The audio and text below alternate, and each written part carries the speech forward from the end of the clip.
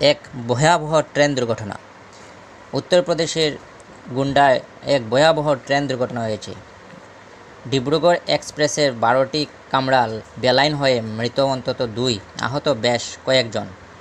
মৃতের সংখ্যা আরও বাড়তে পারে বলে আশঙ্কা করা হচ্ছে।